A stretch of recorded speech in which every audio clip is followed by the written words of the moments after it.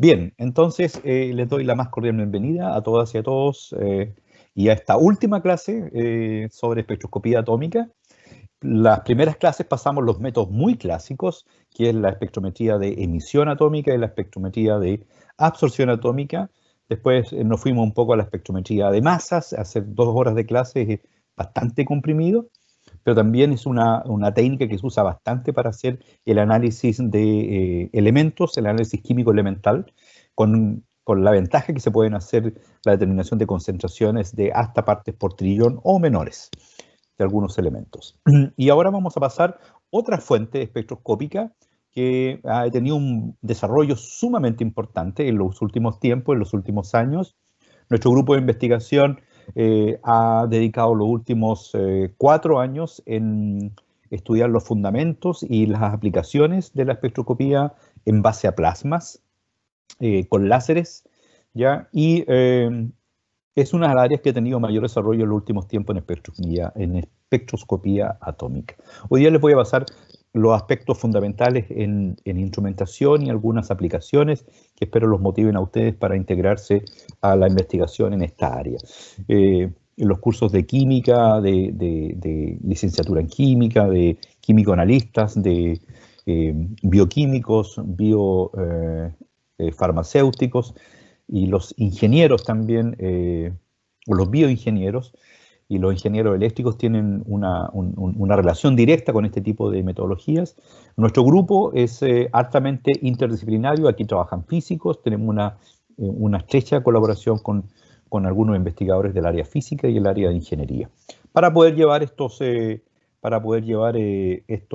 desarrollos que nosotros hacemos en los laboratorios de investigación al campo un poco más aplicado, ya salir un poco del laboratorio. Entonces vamos a ver qué significa trabajar con plasmas, cuáles son los fundamentos de trabajar con plasmas que se producen a partir de láseres, ¿ya? De alta energía.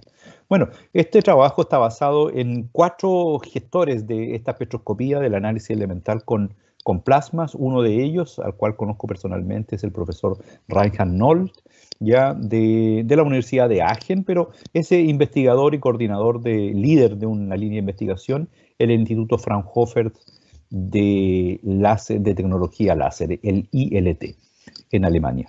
El profesor y empresario ya Richard Rousseau, él es dueño de una empresa que fabrica esta instrumentación como Applied Spectra, que está en California, en Fremont, California, donde he tenido el placer de trabajar y estar trabajando en sus laboratorios algunas semanas.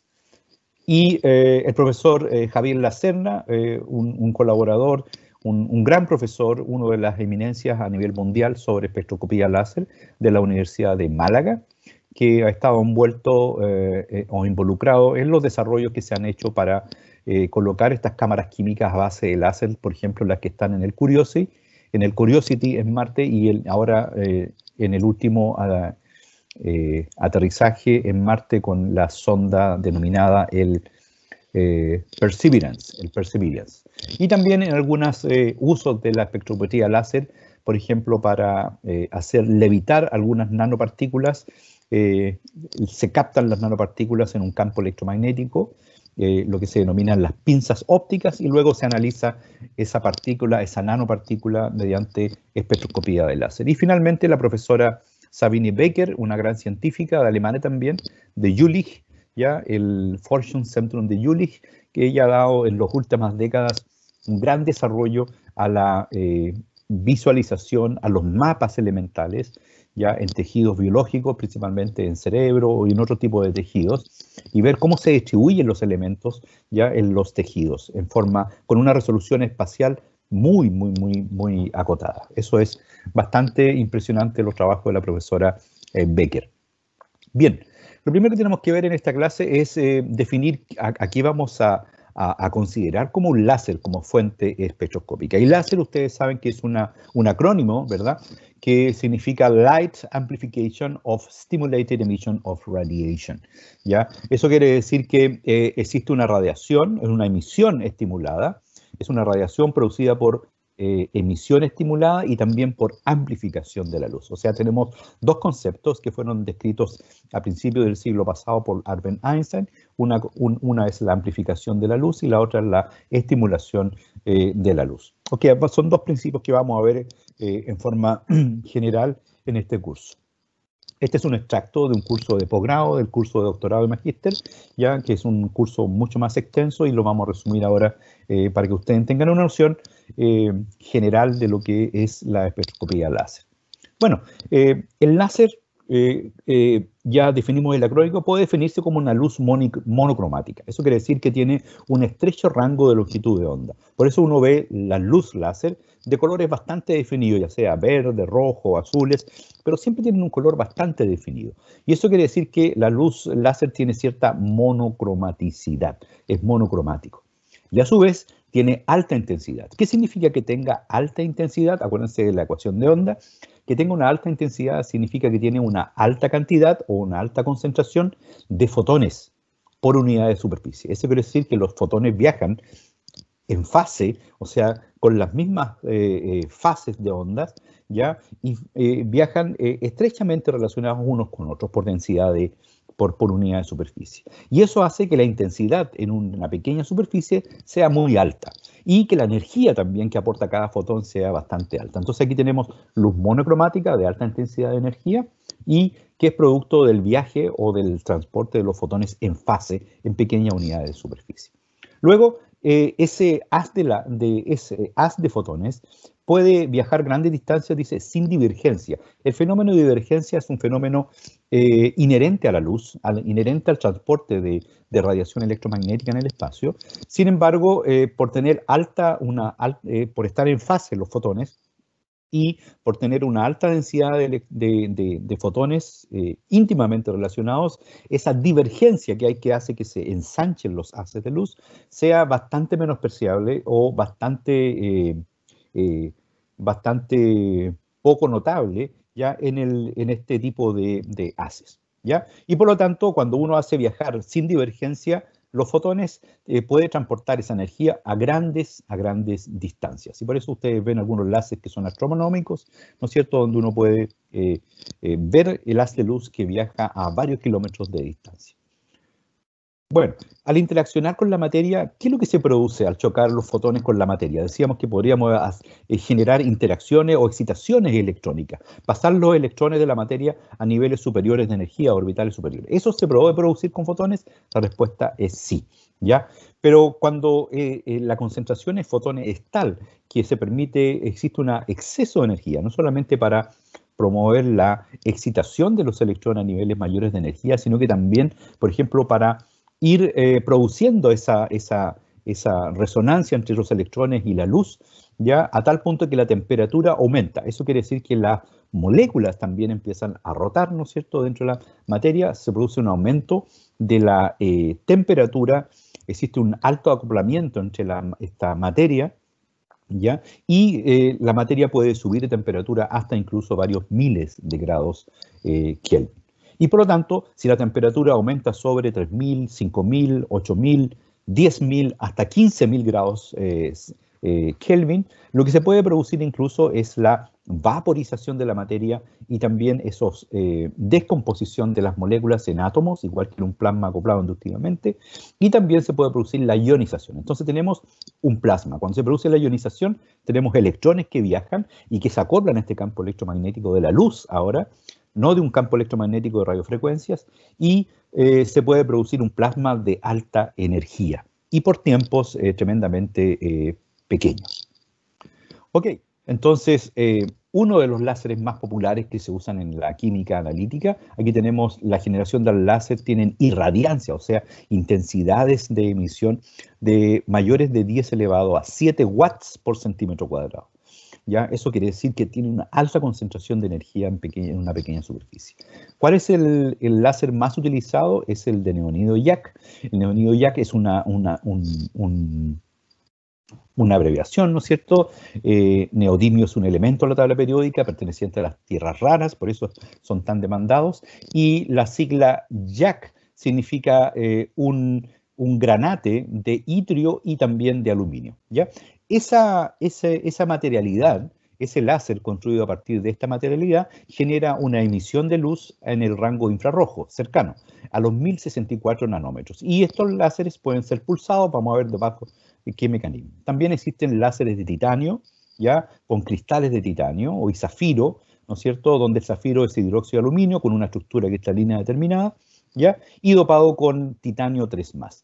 Y esta produce una luz altamente monocromática ahora sí que es luz visible en espectro visible, de 514 hasta 532 nanómetros y puede ser pulsado en tiempos menores a los femtosegundos. El anterior, el neodimio YAG, puede ser pulsado en nanosegundos, 10 elevado a menos 6 segundos, ¿verdad? Y el otro puede ser pulsado incluso hasta tiempos de femtosegundos, ¿ya? Y pueden tener una alta coherencia, o sea, son altamente coherentes esta radiación. Ok, voy a explicar el primer principio que explica la aparición del láser. El primer principio es la emisión estimulada de luz. ¿A qué se refiere con la emisión estimulada?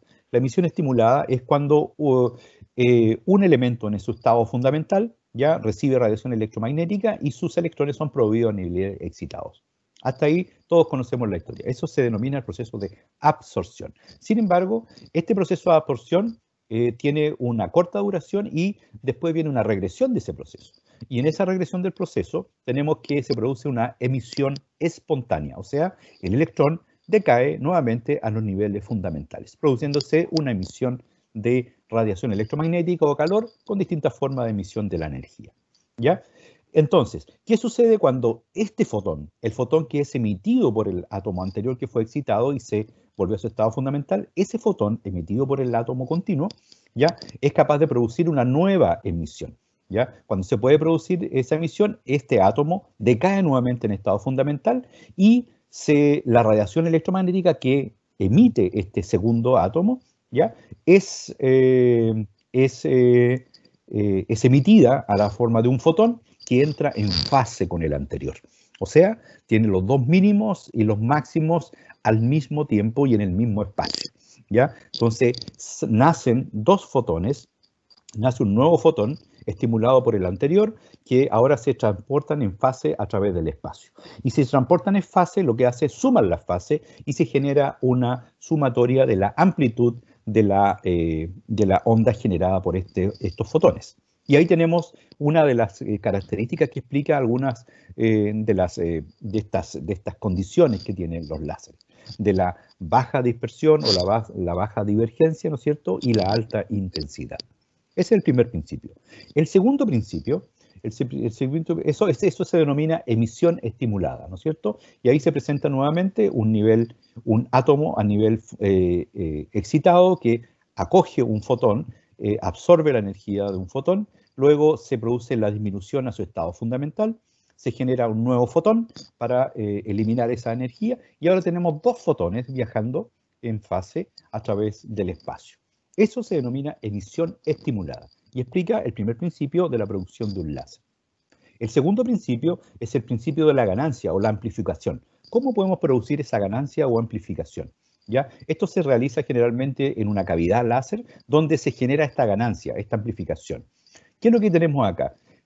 Generamos la excitación a través de fotones o a través de distintos tipos de energía eléctrica, pero generalmente se usa fotones para estimular los átomos o la red cristalina de este material. Perdón. ¿Ya? Y se produce la emisión estimulada, ¿ya? Pero dentro de esta cavidad existe el espejo número 1 y el espejo número 2. Eso quiere decir que los fotones que salen en fase van a rebotar en este espejo, van a volver, van a rebotar en el siguiente, van a rebotar nuevamente y a medida que van rebotando, ya una y otra vez pasan por este resonador, esta cavidad resonante, y van excitando cada vez una mayor cantidad de átomos. Al excitar cada vez más átomos, lo que sucede es un aumento de la intensidad. Y ese aumento de la intensidad tiene un límite, porque acá este espejo es parcialmente transparente, tiene una pequeña abertura y se produce la salida de este haz de luz en una sola dirección, sin divergencia y en una alta concentración de fotones, lo que explica la salida del haz de luz láser. Así se produce un láser en cualquiera de los láseres que uno puede usar, incluso estos láseres que se usan para hacer clases, ¿verdad? Esto está explicado acá con palabras mucho más rebuscadas, ¿no es cierto? Y en forma mucho más detallada, pero en el fondo existe emisión estimulada y también existe una cavidad de resonancia donde se produce la amplificación en un medio, lo cual se denomina un resonador óptico, ¿ya? Un resonador óptico, un amplificador óptico. Esos dos principios hacen que se unen en el desarrollo de la espectroscopía láser. Ok, ¿cómo se puede hacer para que la luz salga de ese resonador? Bueno, existen distintas formas. Que la luz salga en forma continua, ¿ya? Lo que produce láseres continuos, por ejemplo, estos láseres que se usan para hacer clases, ¿no es cierto? O los láseres astronómicos. Y también existen láseres pulsados, los que se denominan Q-switch láser, Q-switch, ¿ya? Que son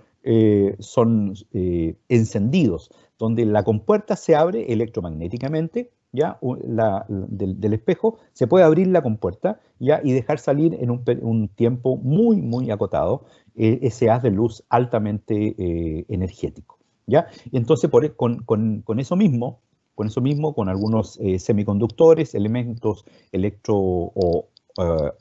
óptico-acústicos, permiten abrir esa apertura, ¿ya?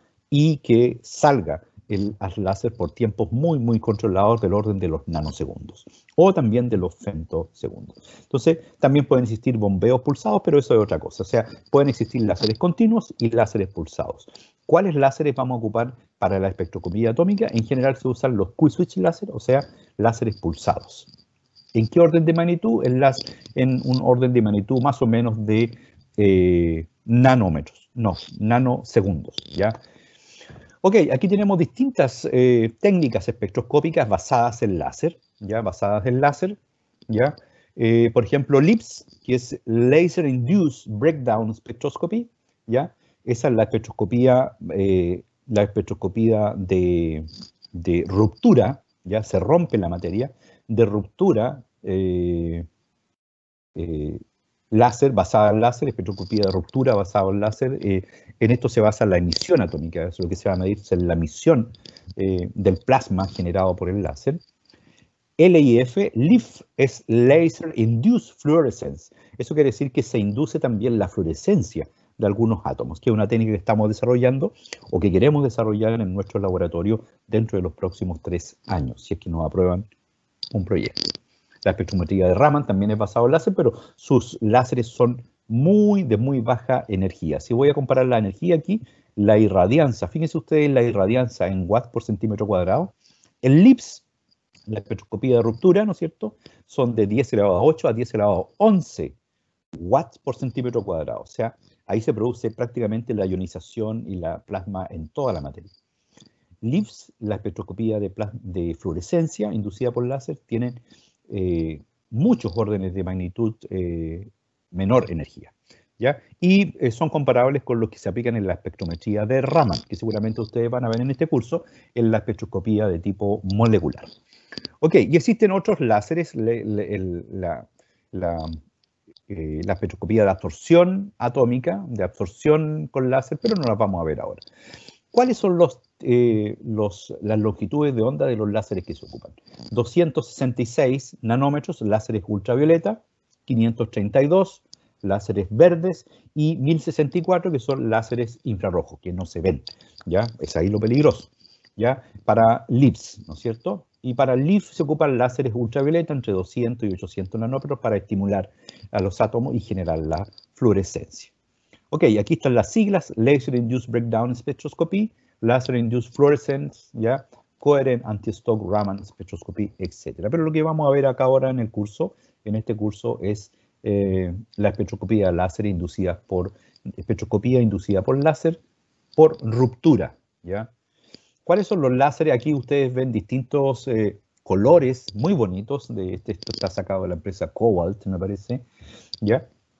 Estos láseres tienen distinta composición química en sus cavidades de resonancia, o sea, el cristal que produce la excitación, donde se produce la excitación de la materia producto de la estimulación con fotones, tiene distintas redes cristalinas o estructuras cristalinas, distinta composición química que permite generar láseres de distintos colores. Incluso existen láseres que se llaman tuneables, o sea, que son sintonizables. Uno puede desplazar la longitud de onda de acuerdo a la longitud de onda que uno quiere usar como fuente de excitación. Bueno, aquí hay distintos tipos de láseres de dióxido de carbono que son de alta energía, ya dentro de los Q-switch de los pulsados está el neodimio YAG con 1064 nanómetros, ya está el neodimio YAG en su segundo armónico, eso quiere decir que tiene un elemento óptico, el cual multiplica por 2 la frecuencia. Eso quiere decir que la longitud de onda se divide por 2, ¿verdad? Según la ley de Einstein. Entonces, ¿qué es lo que sucede? Cuando uno aumenta la frecuencia al doble, la longitud de onda disminuye y por lo tanto cambia el color, ¿verdad? Y el láser que originalmente era de 1064 nanómetros pasa a tener la mitad de la longitud de onda, o sea, de 532, o sea, de un láser infrarrojo a colocarle este elemento óptico que duplica la frecuencia, ya pasa a ser un láser verde, ya se llama el segundo armónico, ya, y al doblar nuevamente la frecuencia queda en 354,7 nanómetros, o sea, ya pasa al rango ultravioleta. Y en el cuarto armónico, el mismo, se cuadruplica la longitud de onda, la frecuencia, y se divide por 4 la longitud de onda, queda un láser de 266 nanómetros. En nuestro laboratorio tenemos láseres de 1064 y 266, esperamos que con nuevos proyectos podamos adquirir también de 532 e incluso de 193 nanómetros, más al ultravioleta, ¿ya? Esto es Simmer de fluoruro de argonio, que son láseres tremendamente caros, ¿ya? Y prácticamente prohibitivos para nuestros presupuestos. Pero bueno, entonces, ¿cómo se genera un plasma? Cuando incide la radiación láser sobre la materia, puede ser sobre un sólido, sobre un líquido o sobre un aerosol, ¿no es cierto?, sobre partículas suspendidas en gases. Bueno, cuando se producen irradiaciones o irradianzas del orden de 10 elevado a 7, 10 elevado a 6 watts por centímetro cuadrado, estas producen una alta densidad de vapor atómico, o sea, se produce la ruptura de la materia y luego de la ruptura de la materia se produce la ionización de esa materia, ¿ya? O sea, la atomización y después la ionización. El vapor atómico puede tener alta densidad, entre 10 elevado a 18 y 10 elevado a 23 átomos por o iones, átomos por centímetro cúbico, o sea, una alta concentración. Este vapor atómico ya produce electrones libres, ya se pueden producir ionizaciones de alta temperatura, de los cuales pueden obtener energía cuando se acoplan al campo electromagnético de la luz. Y eso implica una aceleración de los electrones y colisiones con los átomos que están alrededor. O sea, ya se está dando todas las condiciones para que se genere un plasma, ¿no es cierto? Bueno, cuando los electrones obtienen la suficiente energía, ¿no es cierto?, para ionizar parcialmente los átomos, lo mismo que sucedía con el ion argonio, pero acá en un plasma que está en aire, por ejemplo, en otro tipo de gas, ¿ya? Se puede producir una excitación, una ionización en cascada, ya cuando los electrones alcanzan rangos de 0,25 a 1 electronvoltio de energía. Entonces, debido a estos procesos de colisiones de los electrones con los átomos circundantes que están vaporizados, aumenta la densidad de electrones, aumenta la densidad de iones y se pueden generar altas densidades de iones, lo cual genera un plasma.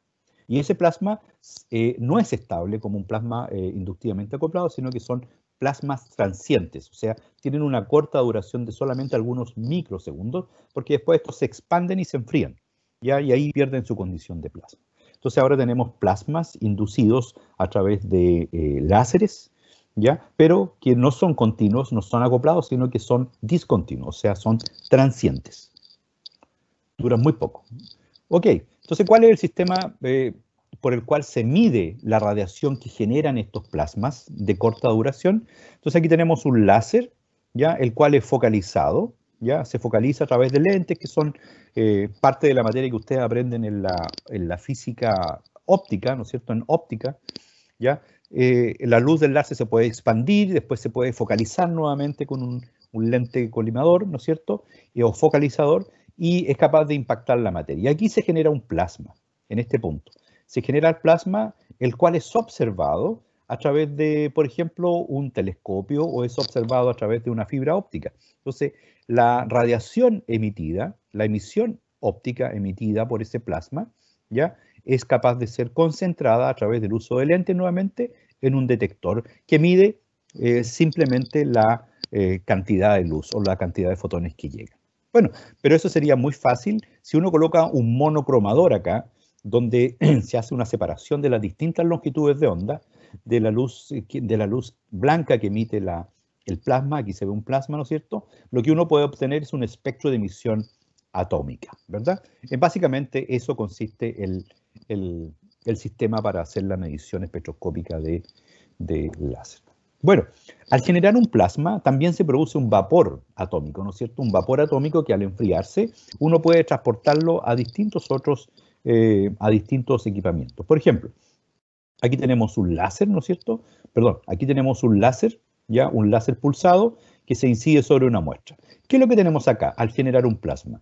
Tenemos vapor, tenemos iones, ya tenemos vapor atómico, tenemos algunas partículas o aerosol que se forman producto de la descomposición de la materia a alta temperatura. Entonces, nosotros podríamos, con un lente, captar toda esta luminosidad, ya pasarla a un espectrofotómetro, a un espectrómetro que separa las distintas longitudes de onda y medir la emisión atómica. A su vez, este aerosol generado, estas partículas y estos átomos, pueden ser transportados también vía gaseosa a un plasma inductivamente acoplado, o sea que ahora también podemos nuevamente excitar a este aerosol, a estas partículas que se extrajeron de la materia, ¿ya? Y acá, por ejemplo, medir la emisión atómica del plasma o también medir, como les pasamos hoy día en la mañana, medir a través de un espectrómetro de masas, ¿ya? El espectrómetro de masas. O sea, este aerosol puede ser nuevamente transformado en iones y esos iones ingresados a un espectrómetro de masa. Entonces uno tiene distintas posibilidades de detección cuando uno genera un plasma transiente a través de un láser. Y esto lo pueden ver en un paper de maravilla que hace una recopilación de la información en el año 2002, en la revista Analytical Chemistry, que está publicado precisamente por Richard Russo, el fundador de la empresa Applied Spectra, que genera equipos comerciales de LIPS. Ok, ¿cuáles son los fenómenos que suceden ya con respecto al tiempo cuando uno incide los fotones sobre la materia? Supongamos que tenemos un nanoláser que tiene un tiempo de irradiación, o sea, irradia la materia a cualquier muestra por 10 nanosegundos, o sea, 10 por 10 elevado a menos 9 segundos, ¿ya? 10 elevado a menos 9 segundos. Ok, la 1000.000.000ª parte de un segundo. Lo que primero se produce en la primera parte del tiempo, entre 10 elevado a menos 15 y 10 elevado a menos 8 ya segundos, ya o sea, digamos, en tiempos muy, es una vaporización térmica. Se produce una descomposición de la materia. Existe una absorción de la energía de los fotones, ya, y se produce una vaporización. Ok, y eso se denomina también una ablación. Ya en inglés se denomina ablation, ya, y eso ha sido traducido directamente al español como ablación. Eso significa una ruptura de la materia, una descomposición de los átomos, de las moléculas en átomos, los átomos en iones y en gaseosos, ¿no es cierto?, átomos gaseosos, ya, y eso genera una ablación, una descomposición total. Después se produce un enfriamiento del láser, ya, del plasma, perdón, un enfriamiento, y ese enfriamiento va a producir una expansión, o sea, esta temperatura tremendamente alta que se produce en forma puntual se va a comenzar a expandir y va a producir lo que se denominan shockwaves. Y estas shockwaves son como ondas de propagación, ¿ya? Del sonido, de presión, ¿ya? Por un aumento de presión porque se calienta puntualmente. Esas ondas de presión, igual que las ondas que se producen cuando ustedes lanzan un sólido o una piedra en el agua, se producen ondas, así también se producen cuando uno tiene una fuente puntual calentada y se expanden las ondas de presión, ya producto de las ondas térmicas. ¿Ok? Y esta propagación se produce en los siguientes 10 a los 6 segundos y finalmente se produce la eyección, ¿no es cierto? Disparos ya de algunas gotas de líquido y de sólido que se extrajo desde la superficie. Todo eso es como una verdadera explosión, ¿ya? Esto sucede cuando los láseres tienen irradianza sobre 10 elevado a 7 watts por centímetro cuadrado. Entonces, todos esos procesos suceden ya en solamente microsegundos. Vamos a ver cómo suceden.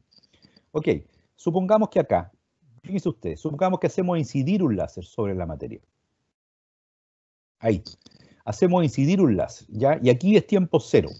¿Qué es lo que se produce al principio? ¿Ya? Al principio se produce una emisión producto de los electrones, muy rápida.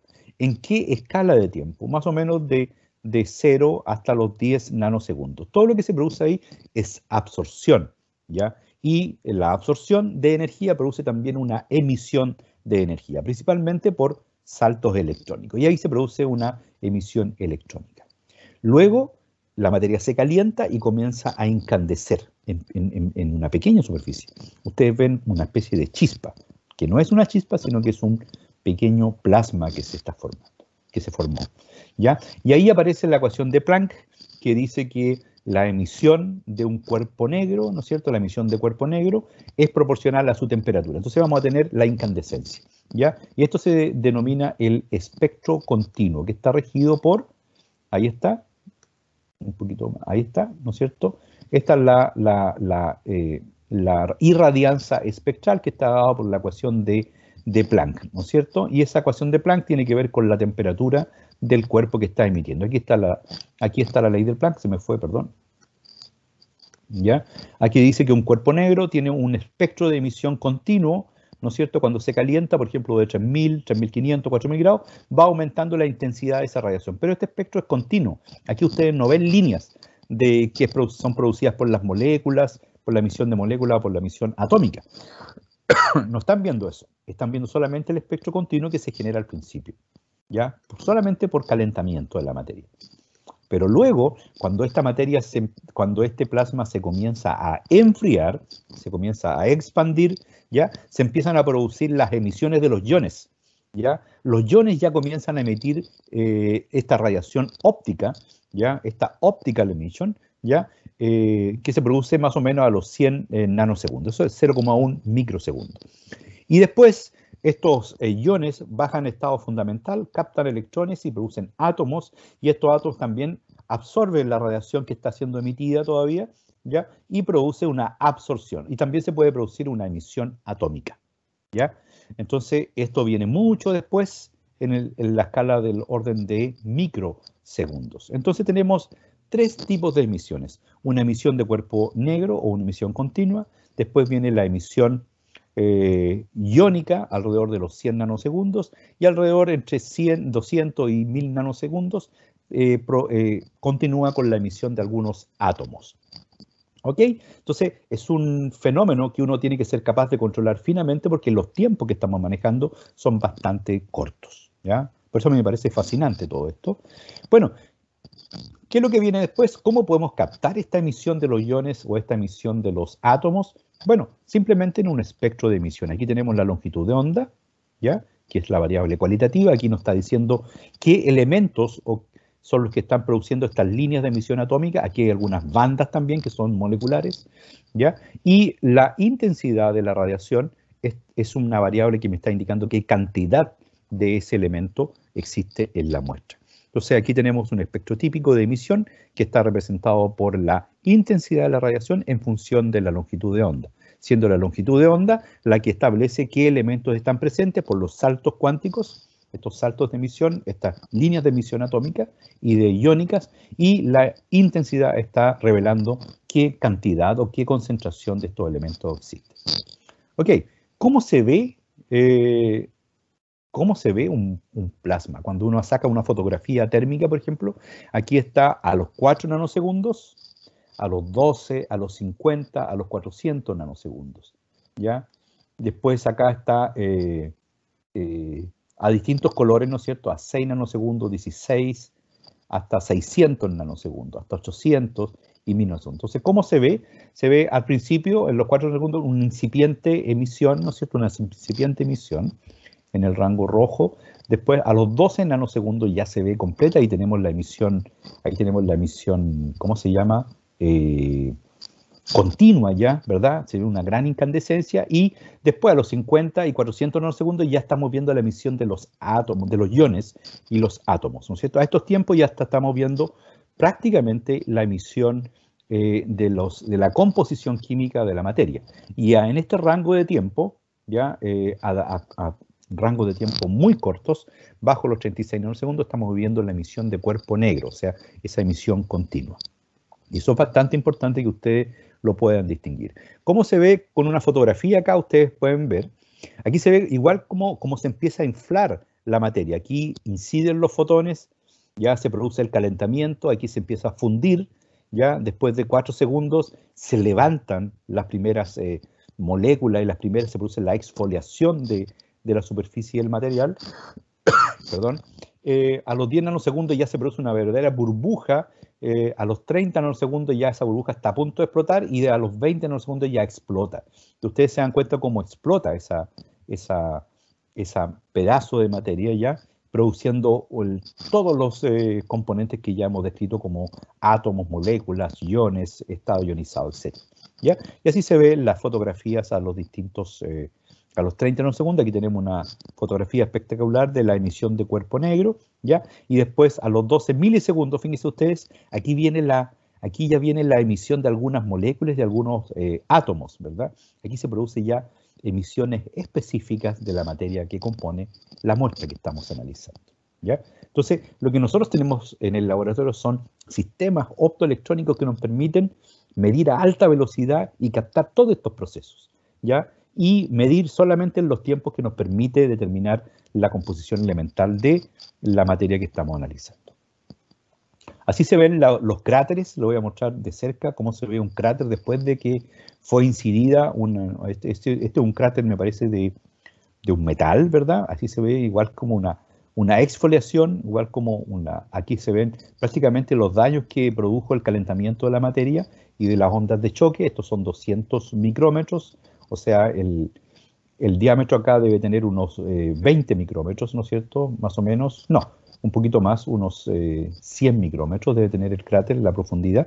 Y si uno ve esto de al lado, fíjense ustedes, es bastante interesante, porque si fuese una muestra de metal, los fotones, esa muestra de metal tiene una alta conductividad térmica, por lo tanto, los metales se expanden. Se expande la energía calórica, ¿ya? La energía térmica se expande hacia los lados y hacia abajo, y por lo tanto deja un cráter bastante amplio, ¿ya? Una muestra de metal, ¿ya? Y este es el láser. ¿Qué implica acá? O sea, si el láser tiene unos 10 micrómetros de diámetro, el cráter va a ser de una superficie o un diámetro mucho mayor. Ahora, existen muestras que no son tan conductoras, por ejemplo, las muestras de polímeros, pero dejan entrar los fotones mucho más abajo. En el caso del metal, muchos fotones se reflejan, porque las superficies son como espejos, ¿verdad? Entonces se reflejan los fotones y se calienta en forma amplia. En cambio, los polímeros, muestras de polímeros, los fotones son capaces de penetrar más en profundidad en la materia, algunos micrómetros, 50 micrómetros, y ahí se produce la ruptura de la materia, ¿no es cierto? Entonces tienen grados de penetración un poco más altos cuando son muestras orgánicas. ¿Ok? Bueno, esto está manejado por algunas ecuaciones que no vamos a ver, solamente va a ser descriptivo, ¿verdad? Pero esto depende mucho también de la temperatura y la difusividad térmica de los materiales y también de la energía de los láseres que nosotros estemos ocupando. Lo que quiero dejar en claro es que se producen láseres, así, o sea, cráteres. Cráteres, por ejemplo, este es un cráter en una superficie metálica, ¿se dan cuenta? Un cráter amplio. Aquí tenemos condensación, o sea, la materia que se removió de acá, prácticamente acá se condensó, ya se enfrió y se condensó producto de la explosión. Esta es una muestra de cobre metálico. Y esta es una muestra de acero, que es la que yo mostraba anteriormente, ¿ya? O sea, las muestras de metales tienen estas características de expansión, ¿ya? Los cráteres se expanden hacia el lado producto de la radiación térmica, de la alta conductancia térmica que tienen estos materiales. ¿Qué es lo que se produce cuando nosotros, en la fase gaseosa? Bueno, cuando explota este plasma, ¿no es cierto? Se expande. ¿Qué es lo que produce? Produce un aerosol. Aquí tenemos las partículas que son generadas, por ejemplo, en un láser que fue pulsado por 10 nanosegundos, ¿ya? Que son partículas medias amorfas, ¿ya? Estas son las partículas que son extraídas desde la superficie. Y este tamaño es bastante pequeño, estos son alrededor de 1 micrómetro, son partículas que tienen un tamaño muy pequeño. Y estas son las partículas generadas por un femtoláser, cuando el pulso tiene una duración mucho más corta. O sea, cuando se trabajan con femtoláser, con pulsos muy cortos, ¿ya? Se producen partículas bastante esféricas, ¿ya? Lo que da lugar a un aerosol mucho más regular y de fácil análisis. Sin embargo, los costos asociados de un femtoláser son tremendamente altos en comparación con un nanoláser, que es la técnica estándar, ¿ya? Que es la cual nosotros poseemos en el laboratorio. Entonces, de acuerdo a la duración y a la energía que tiene el láser, también va a tener repercusión en la forma, tamaño y densidad de las partículas de aerosol que se pueden generar.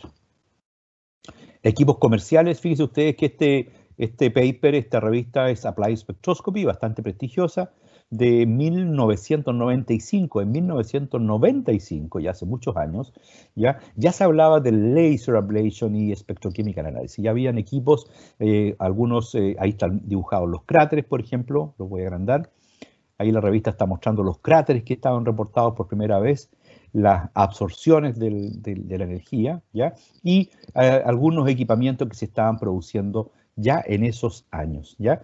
Después tenemos la aparición de algunos equipos comerciales de ablación láser. Aquí tienen un microscopio para ver cómo se produce la ablación, ¿no es cierto? Ahí uno puede fotografiar los cráteres que dejan esto. Estos son láseres de 266 nanómetros.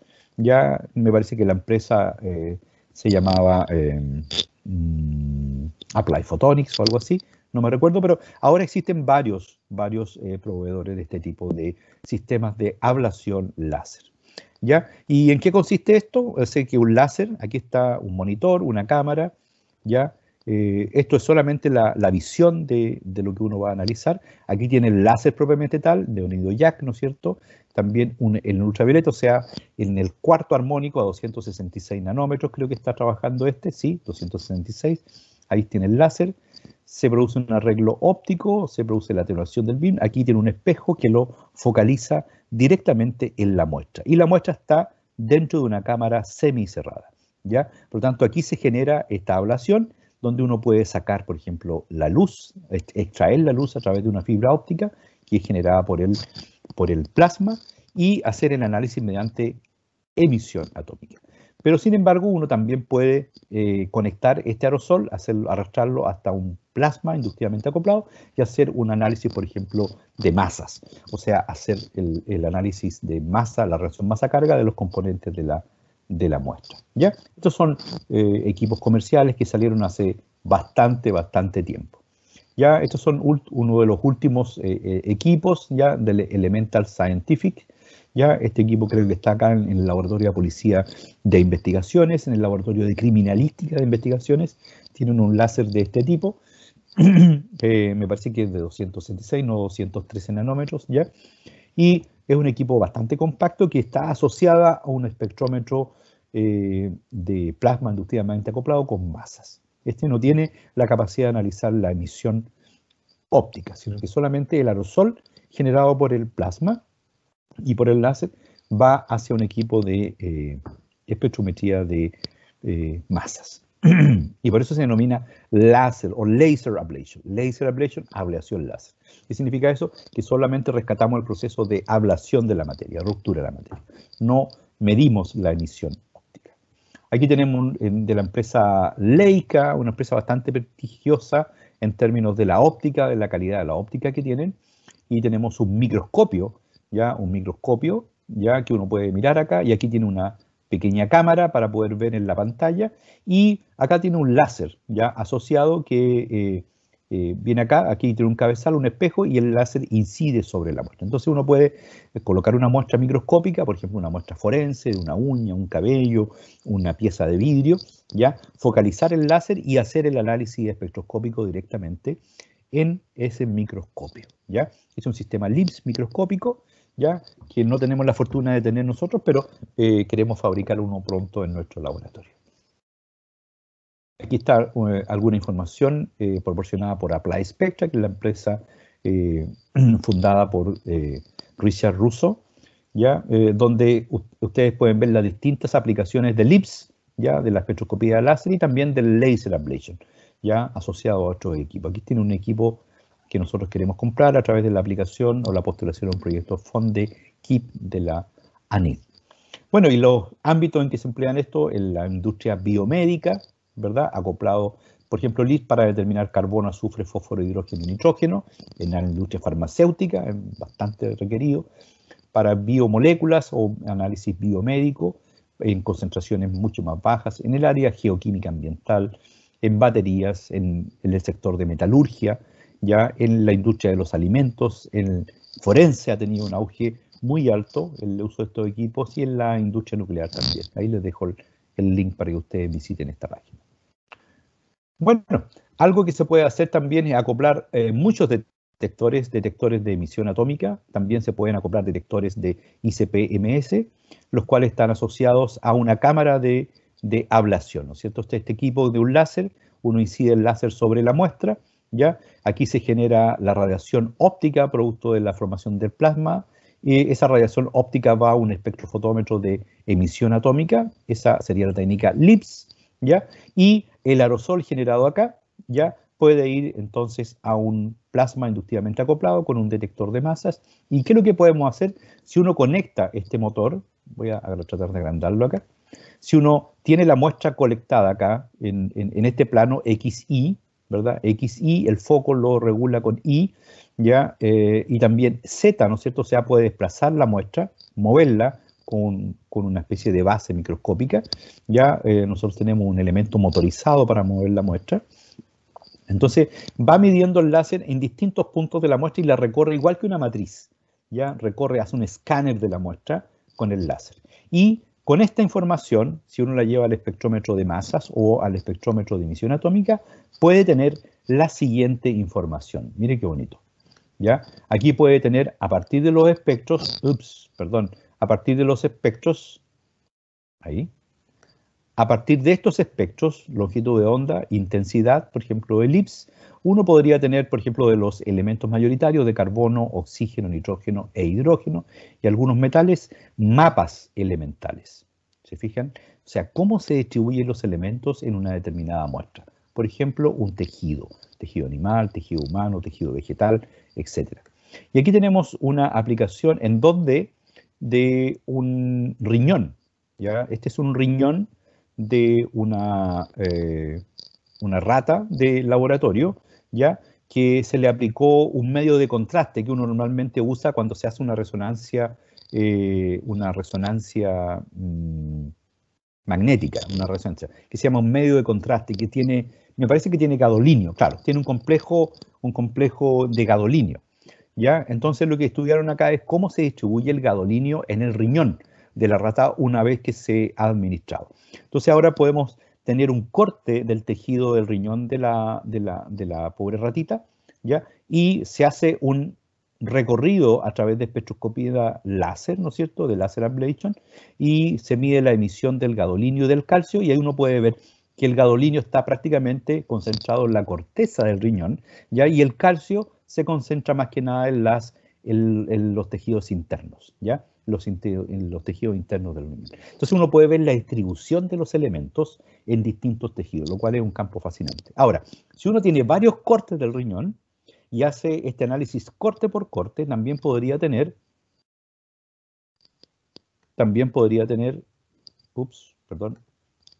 mi impericia, también podría tener, al hacer los cortes, si va haciendo cortes, podría tener una imagen tridimensional como se ve acá.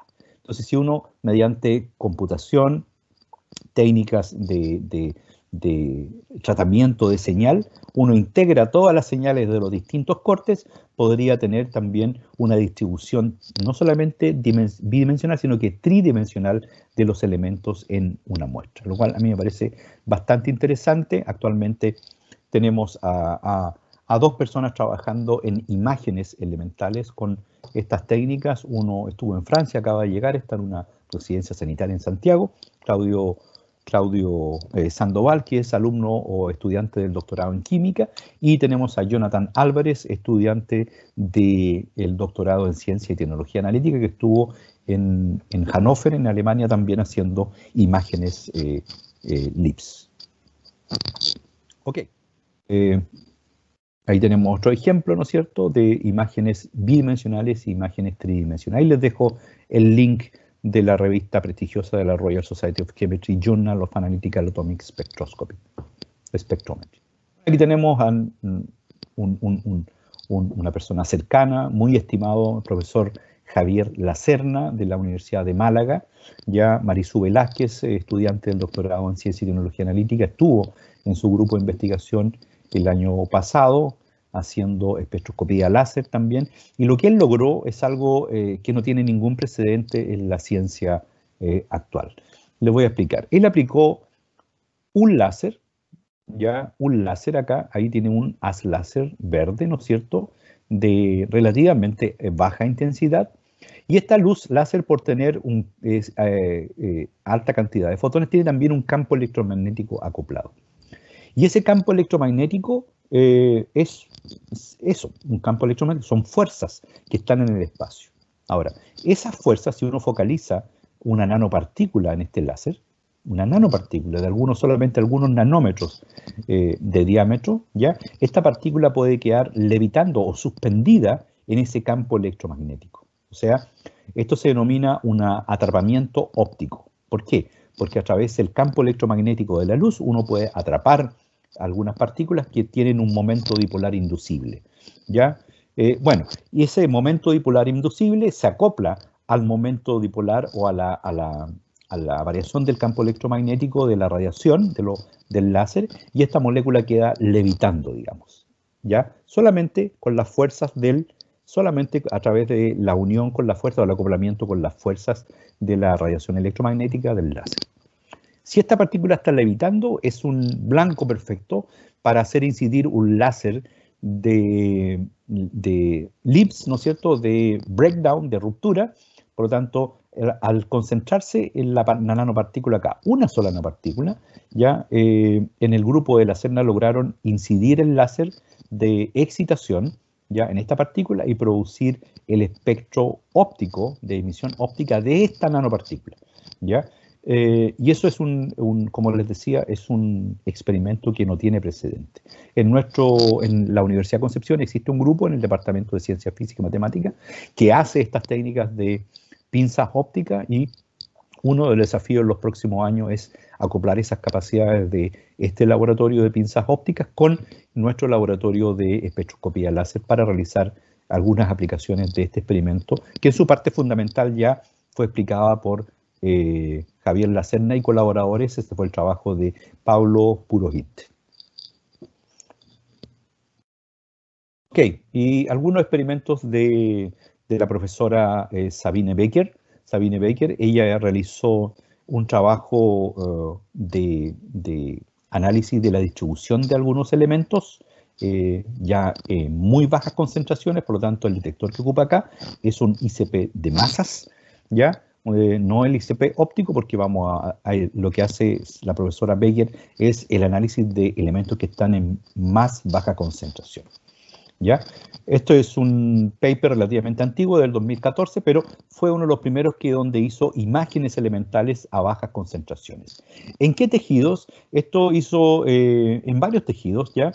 Esta trabajó con cerebro, ¿ya?, de hipocampos, ya, de algunas ratas de laboratorio. ¿Para qué se hizo esto? Para estudiar algunas anomalías de tipo neurofisiológicas, y ver cómo la distribución de los elementos en las distintas partes del hipocampos puede producir este tipo de alteraciones o están relacionadas con este tipo de alteraciones. ¿Cuál es el mecanismo? Bueno, aquí está el cerebro de la ratita, ¿ya? Se hizo una refrigeración con nitrógeno líquido, luego se hizo cortes, ¿ya?, histológicos que tienen un espesor de 20 micrómetros. Luego esa muestra se colocó en una cámara de ablación, y aquí está una cámara de ablación. Voy a tratar de amplificar esta imagen, ¿ok? Y a esta cortes ya histológicos se le hizo incidir el láser de alta intensidad que va a producir una ablación, la salida de un aerosol. Ese aerosol se transportó hasta un plasma inductivamente acoplado de argón y que estaba acoplado con un detector de masa de cuádrupolo. Eso significa la Q, Quadruple Mass Spectrometer. ¿Listo? Y lo que se hizo ahí fue hacer un escaneo de toda la tabla periódica, ya punto por punto en la muestra. Ok, ¿y qué es lo que se generó? Lo que se generó fueron maravillosas imágenes, por ejemplo, de la distribución del carbono en el cerebro, la distribución del manganeso en el cerebro. Ustedes ven acá, el color rojo indica la mayor concentración y el color negro la menor concentración. Entonces, ¿dónde está distribuido el manganeso? El manganeso se distribuye prácticamente en la zona central ya del cerebro de rata. Y el hierro está concentrado en esta parte, ya en esta parte tenemos algunas aglomeraciones de hierro y ustedes ven que la concentración de hierro es relativamente baja en la corteza de este cerebro. Y esta es información que nunca antes había tenido, ya, y por lo tanto la profesora Baker merece el mayor de los méritos por la incorporación de esta nueva línea de investigación donde se ve el efecto o la relación de elementos traza, de la distribución de elementos traza en tejidos biológicos con algunas anomalías o patologías en estos individuos. Bueno, aquí tenemos cómo se hacen los cortes, ¿verdad? Se hace un cryocutting. Cryocutting es un corte a muy bajas temperaturas, a temperaturas de menos 50, algo así. Ya se hace fijaciones y después esas fijaciones se colocan, esos cortes se colocan y se hace un recorrido. Estos puntos representan en qué punto se produce la ablación láser, ¿ya? Y después todos esos espectros se van juntando en un software, ¿ya? Y el software es capaz de interpretar cada uno de los espectros que se obtienen en cada punto y dar una distribución de los elementos en la muestra. Ahí tienen otras imágenes. Estos son en tejidos vegetales, ¿no es cierto? Son tejidos vegetales. Esta es la epidermis, ¿ya? Estas son las células tubulares, ¿ya? El cotiledón, ¿ya? El cotiledón, y estos son el germen de las semillas. Esos son semillas, ¿ya? Claro, wheat grain. Estos son, wheat es como el trigo, ¿no es cierto? Trigo. Entonces pueden ver también la distribución elemental en una misma muestra de trigo, ¿ya? Esta es una semilla de trigo, ¿ya? Y ahí uno ve, por ejemplo, que el potasio está acá en el centro, ¿ya? Alguna función tiene que ejercer el potasio. El hierro, prácticamente no hay hierro acá en los bordes, sino que también está concentrado en la parte intermedia. Y así uno puede observar el fósforo también en la parte intermedia, ¿ya? Y solamente tienen carbono, ¿no es cierto?, materia orgánica acá en estas lóbulos el endosperma se llama, ¿ya? De la semilla. Y hay otras imágenes, ¿no es cierto? Ahora es cobre, zinc, ¿ya? En distintas escalas y se hacen mapas de distribución elemental, ¿ya? Lo cual es realmente fascinante. De cerebro, lo mismo, distribuciones, mapas elementales en cerebros, ¿ya? De pequeñas ratas, nuevamente el grupo de Sabine Becker. Y aquí tenemos un gran amigo que es el profesor Vincent Motorros de la Universidad de Lyon en Francia, ¿ya? Que publicó en Scientific Report, en la revista del grupo de la revista Nature, este trabajo que yo les mostré ya, que es la distribución del gadolíneo en riñones de ratas que fueron inoculadas con el agente de contraste. ¿Se fijan? Y aquí él describe algunos clústeres, ya algunas aglomeraciones de calcio, ya dentro del riñón. Y aquí vemos un típico cráter de 5 micrómetros más o menos que es producido cuando se irradia con un láser este corte histológico de riñón de este espécimen, ¿ya? Ok, entonces esta otra corte, ¿no es cierto? Mapas tridimensionales ahora de los elementos. Ahora, no solamente bidimensional en cada corte, si uno une toda la información de cada corte, se pueden producir estas mapas tridimensionales. Y por último, la exploración a Marte contiene un equipo LIPS, ya que opera más o menos a 7 metros de distancia, es un LIPS de baja intensidad, ya, que es lo que se denomina la ChemCam, la cámara química, ya, que está destinada a irradiar las rocas de Marte y captar su espectro a larga distancia, captar su espectro de emisión producida por LIPS, ¿ya? Y con eso obtener cuál es la composición cualitativa de las rocas de Marte. El espectro coronación corresponde al primer espectro obtenido en una roca de Marte, ¿ya? Esto ustedes lo pueden ver en un video, ya, que narra un poco o cuenta la historia de la espectroscopía atómica en Marte, ahora que está revelando información que es tremendamente fundamental y muy importante para conocer la composición de las rocas de Marte. Ok, y este es el espectro coloración en una roca, este fue el primero espectro que se realizó, donde se encontró una roca con aluminio, calcio, aquí tienen ustedes las longitudes de onda de distintos rangos espectrales, aquí está el violeta, tienen el ultravioleta, y acá tienen el visible hasta el infrarrojo, ¿ya? Donde se ve que hay oxígeno, ya en Marte, seguramente por el dióxido de carbono que tiene oxígeno, tiene sodio, tiene litio, hay algunas señales de potasio, de silicio, de sodio, hidrógeno, obviamente, hidrógeno asociado, estas son las líneas de Balmer, ¿no es cierto? Y aquí otras líneas de hierro, de silicio, calcio, aluminio, entre titanio también, entre otras, ¿ya? Este es un espectro que yo les quiero mostrar porque representa un hito en la espectroscopía atómica a nivel mundial. En este equipo trabajó parte de las personas que yo les he nombrado, ¿ya? En el desarrollo de este equipamiento.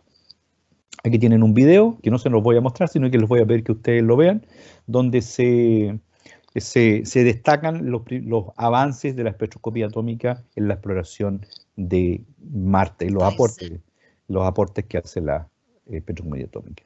Bueno, finalmente lo que hemos producido nosotros en nuestro laboratorio, hicimos análisis de cabellos, por ejemplo, de momias, ya de la cultura Chinchorro en el norte de Chile, con el proyecto del profesor Bernardo Arriaza, que es antropólogo, que estudia las culturas precolombinas Chinchorro en el desierto de Atacama, en general, no solamente en el desierto, sino que en Atacama, ya en Atacama, voy a ver la hora, las 11:22, y obviamente nosotros nos interesaba estudiar el arsénico, ya con el profesor Arriaza, en colaboración con Dula Amaraciri Bárcena de Massachusetts, en Estados Unidos, ¿ya? Entonces lo que hicimos acá fue usar el Laser Ablation ICP-MS, ya hace bastante años, en el año 2010, ¿ya? Donde tomábamos cabellos, ¿ya? De muestras de algunas momias, ¿ya? Y lo que hacíamos es determinar la composición elemental. Ustedes saben que los tejidos incrementales, como el cabello, las uñas, los huesos, producen una acumulación de algunos elementos que nos permiten revelar a qué contaminantes estuvieron expuestos estas personas hace miles de años atrás. Y por lo tanto aquí tienen una señal background, esto es el background, hicimos curvas de calibración, ¿no es cierto?, en nuestro laboratorio. Después hicimos incidir el láser en segmentos del cabello justo al centro y obteníamos esa señal, ¿no es cierto? ¿Qué señal obteníamos? Señales de arsénico, ¿ya? Y esto reveló que algunas de las poblaciones precolombinas del desierto de Atacama ya estaban expuestos a arsénico, ¿ya? Natural, obviamente. En esos tiempos bebían aguas con arsénico por vivir ellos en ambientes que actualmente son altos en arsénico y en esos tiempos también eran altos en arsénico. Entonces pudimos comprobar que la exposición a algunos elementos tales como el plomo, el arsénico, también se producía en las poblaciones precolombinas, ¿ya? También hemos aplicado LIPS en la industria minera, ¿ya? En la industria minera es bastante poco progresiva, por decirlo de alguna manera.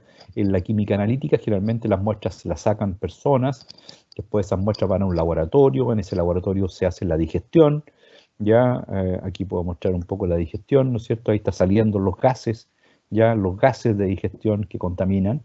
Ya se hacen procesos de fusión también, y la medición en laboratorios demora bastante tiempo, horas, por lo tanto la producción de resultados nos sirve para controlar los procesos, más que nada para tener un registro de los procesos, ya que los resultados llegan mucho después que la situación ya ocurrió. Por lo tanto, nosotros proponemos tener métodos automáticos, rápidos, que funcionen en forma automatizada, que no requieran el muestreo, sino que se producen análisis in situ dentro de los procesos, ¿ya? Y ahí hemos desarrollado en nuestro laboratorio, este es un equipo LIPS de nuestro laboratorio, ¿ya? Y este es un equipo LIPS que está desarrollado en conjunto con Codelco para hacer la determinación de la composición química elemental de los concentrados de cobre. Por eso se llama Laser Copper Concentrate Analyzer, ¿ya? LCCA.